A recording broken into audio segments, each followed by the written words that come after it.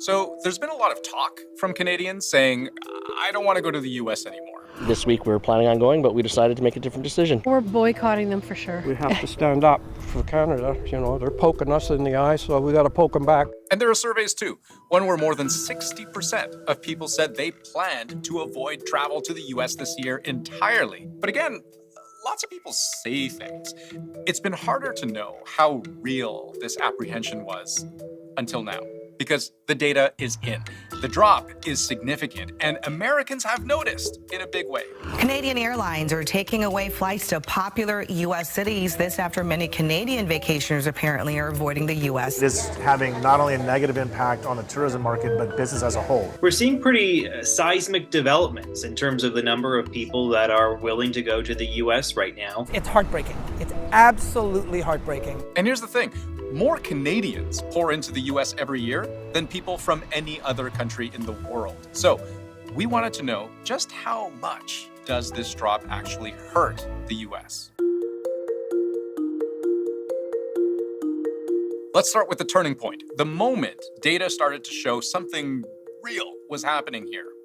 This red line shows how many people traveled by land from Canada to the US between October and February of this year, compared to the orange line, which is last year's travel data.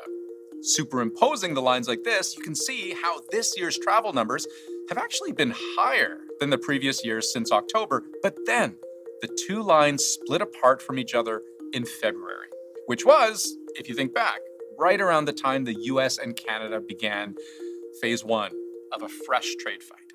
The White House confirming tonight that a 25% tariff on Canadian imports will take effect on Tuesday. Canadians are fully united from coast to coast to coast to stand up for this extraordinary and beautiful country. And brand new Canadian data seems to show this sharp downturn in travel actually accelerated in March, with a 32% drop in Canadian return trips from the US by car year over year, which is also the lowest number of Canadians coming back over the border since 2022, when Canadians really had good reasons to stay home, with COVID testing, vaccine mandates, cross-border quarantine measures still in place. A lot of people obviously voting with their wallets and saying, you know what, we're going to stay closer to home. We're not going to spend our hard-earned money there while we deal with Trump's tariffs and Trump's 51st détente. And the drop in Canadians booking flights to the US is pretty substantial too.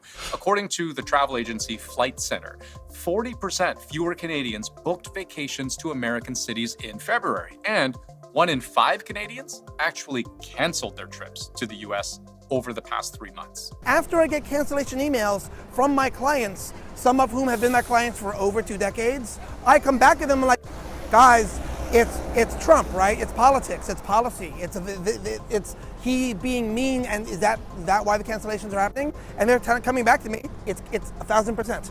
1,000%. It's Trump's policies and politics, and we are sorry. And airlines are noticing, some allocating tens of thousands fewer seats from Canada to the US this April. United Airlines even going so far as to cancel a new daily route between Toronto and LA that it had planned to start up in May. So here's where the problem becomes really real, because Canada-US travel was supposed to have been ramping up, right?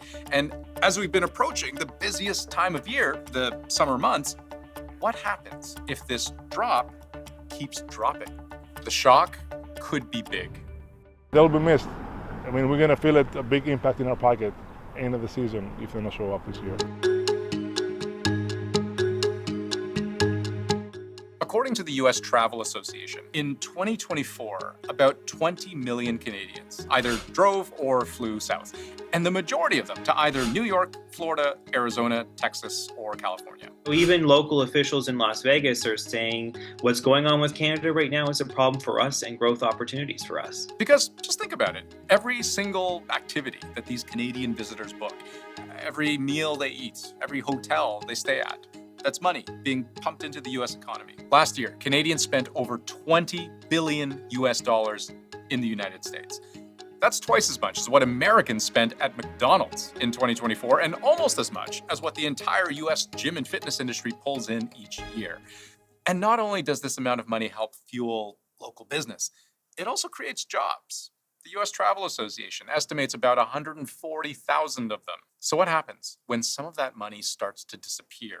To give you an idea in like actual dollar bills, 2024, my company grossed $35,000 exclusively from Canadian high school kids coming to New York City for their class trip. 2025, 5,000 and going down because I still get cancellations every other week. I hire 15 tour guides and they all work for me as well as other companies. My inability to hire them to do what they love, which is share their passion and their energy and their excitement about the greatest city in the world, it sucks, man. It's really, really rough. And some American businesses make so much money off Canadians, they've actually built their entire business models around them. Richard Clavet looks forward to Canadian snowbirds coming to Florida every year. They create bond here and friendship. Canadians have filled his motels for the past 35 years, but this year was different. With Canadians right now, we're about 30%, when we should be more like around 80%. So it's a big drop. To put this in broader terms, it's estimated about 1 million Canadians, mostly retired, travel to the U.S. every winter. And that group, they're not just staying for days, even weeks.